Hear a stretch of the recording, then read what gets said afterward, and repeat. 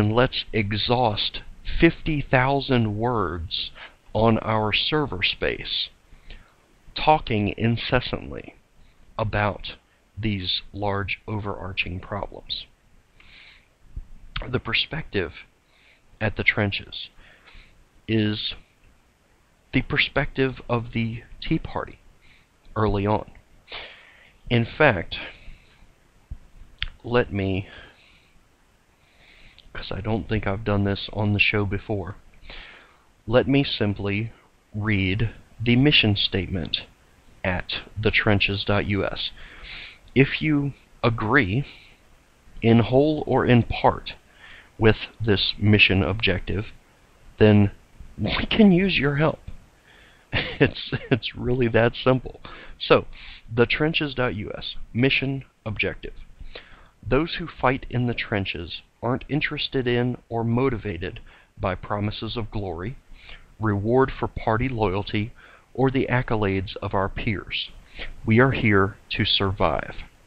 We are here to ensure America's survival. We believe in the freedoms guaranteed by the United States Constitution. Notice, it doesn't say granted. The freedoms guaranteed by the United States Constitution. That's important. Continuing with the mission objective. We believe that most media outlets have... Sorry, I'm tripping over my own words here. We believe what most media outlets have forgotten, that freedom of speech and a free press need not kowtow to the whims of the government or the fads of society. We believe that truth will out, even if truth is unpopular or uncomfortable. We believe in the free market's proven ability to provide for its participants, to be regulated by the needs of the buyer, and to create prosperity for the nation that dares to embrace it fully. We believe that all elected officials must be held to the same standards of private citizens. We believe that politicians who do not rigorously uphold the freedoms guaranteed in the United States Constitution must be vetted and ousted, no matter which party they claim to represent. We exist to serve the people of the United States, not any personality, including our own. We in the trenches will fight encroaching leftism to the last man.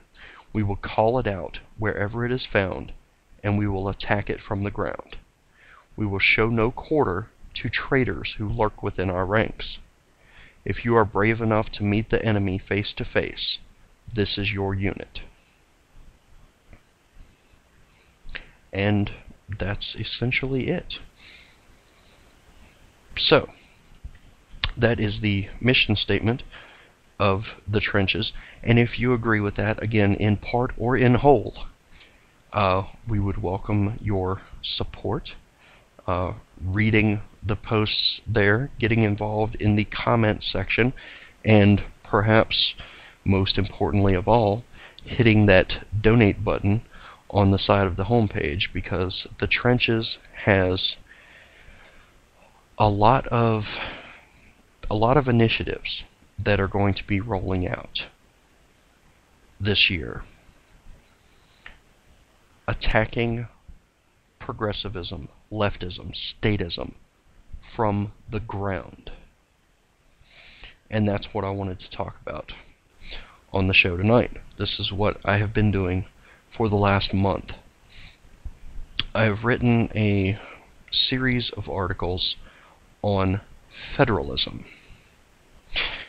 Now, some of you may be wondering what federalism is, and I will get to that in a few moments. Actually, I'm running up on a break here, and I just heard some noises from outside the door of the semi-palatial satellite studio of Conservative Broadcast Media here. So I need to go check on that, and as I'm doing so, I will get a quick ad block in so we can come back on the other side and really delve into this. So keep that fresh in your mind. What is federalism, and why is it important, and how in the heck can something that includes the word federal be a solution to a problem that I just said would not be solved at the federal level? Well, we will see on the other side. So stay tuned. You're listening to the Sons of Liberty Show here on Conservative Broadcast Media, now proudly hosted by Spreaker, and you can catch this show on Saturday evenings or the recorded podcast damn near any time on Spreaker.com, SoundCloud, and YouTube as well. So many places to catch the show. I think we've finally established the iTunes connection. Not entirely sure about that, but if you don't find us on iTunes, well, we're working on it. Anyway, I'll be back in just a couple of short minutes here.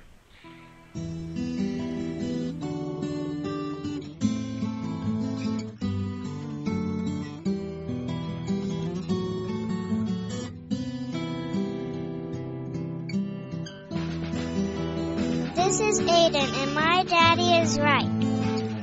Back after these messages on the CB Media Network.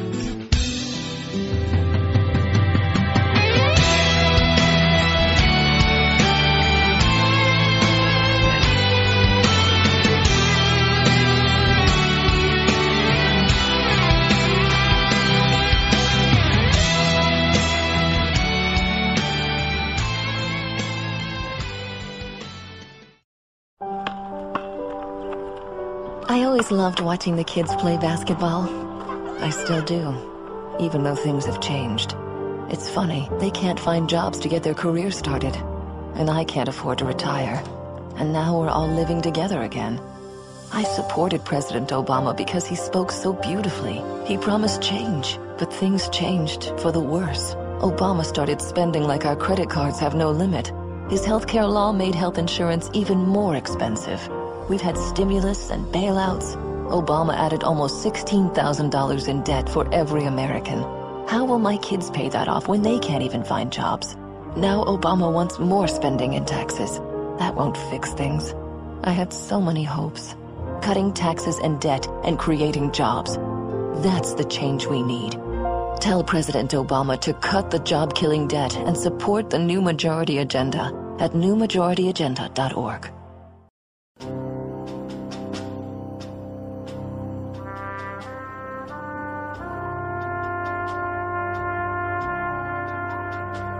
From Iraq and Afghanistan, our brave warriors are coming home, wounded. Some with wounds you can see,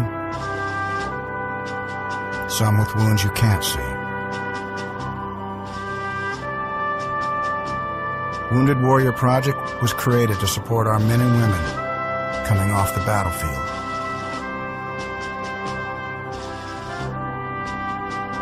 Please help carry these warriors the rest of the way home. Get involved at woundedwarriorproject.org.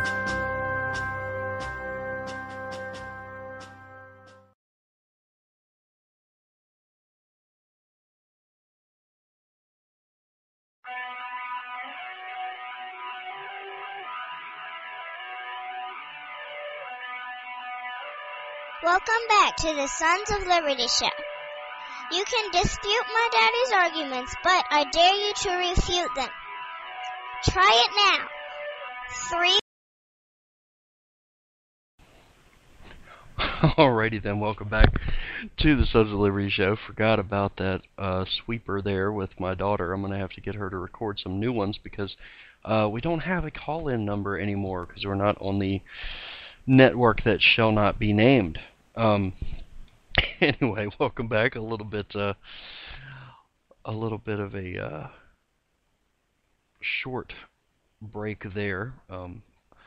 Unexpectedly cut short because of the because of the old sweeper there. I'll have to get my daughter in here to the studio and record some new ones, and my son too, possibly, if he's interested, sometime this coming week. Anyway, so picking up where we left off on the other side of the break, the idea of federalism, I guess, is not terribly common.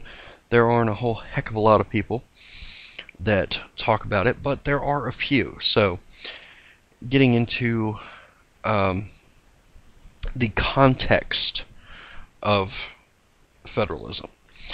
So, if you read The Trenches, or follow any of the Trenches team on Twitter or Facebook, which, by the way, you can find me on Twitter and Facebook, both, under the name Bradley S. Reese. Make sure you put the S in there, and also make sure you spell Reese correctly. It's 2 E's in the middle, none on the end.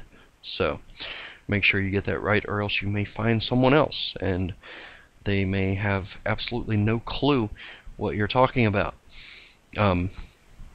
Anyway, so, if you follow any of the Trenches team on Twitter or Facebook, or speak to any of us in person, you've probably heard the term federalism. Further, if you've listened to Mark Levin in the past year, or Jim DeMint on Rush Limbaugh's show several weeks ago when he announced that he was taking over the Heritage Foundation, or Senator-elect Ted Cruz of Texas, now newly sworn in, Senator Ted Cruz of Texas, if you've listened to him, well, ever, you've heard the term federalism there as well. So you're probably wondering, what exactly is federalism? And I am ecstatic that you asked. But before it can be answered, let's lay down some much-needed context. If you've taken a political science class or sat in on a Federalist Society meeting on campus or a symposium they've hosted, you've learned a great deal about what federalism isn't. Let me explain. In the course of study for poli-sci or constitutional law, you'll hear a plethora of euphemisms, analogies, metaphors, and adjectives attached to the term federalism. And we'll go into this a little bit later in more detail, but the list includes dual, layer cake, marble cake, picket fence, creative, competitive, cooperative, uncooperative, fiscal, new, and my all-time personal favorite, just because it makes me laugh out loud every time, progressive federalism. I'll explain the reason for my laughter in just a moment. As we know, if there is anything the intelligentsia within the hallowed halls of our institutions of higher learning are more enamored of than twisting language to suit their ends, well, they haven't found it yet.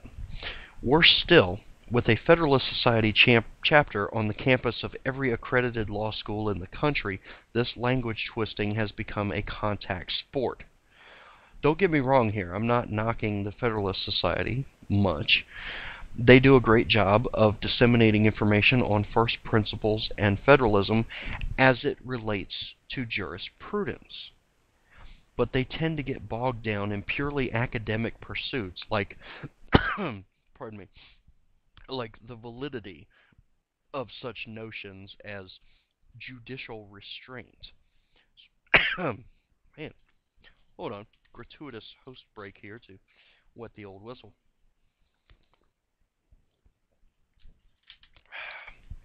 And I'm not going to tell you what I'm drinking, but I will inform you that the show is always better if at least one of us is imbibing, so take that as you will. Anyway, they get bogged down in purely academic pursuits like the validity of such notions as judicial restraint, stare decisis, substantive due process, and the principal-agent problem. Now, these questions undoubtedly play a major role in our modern understanding of the litigatory and precedent-based jurisprudential model that we follow today. But when all is said and done, these arguments are too clever by half, roughly. By focusing on stare decisis, They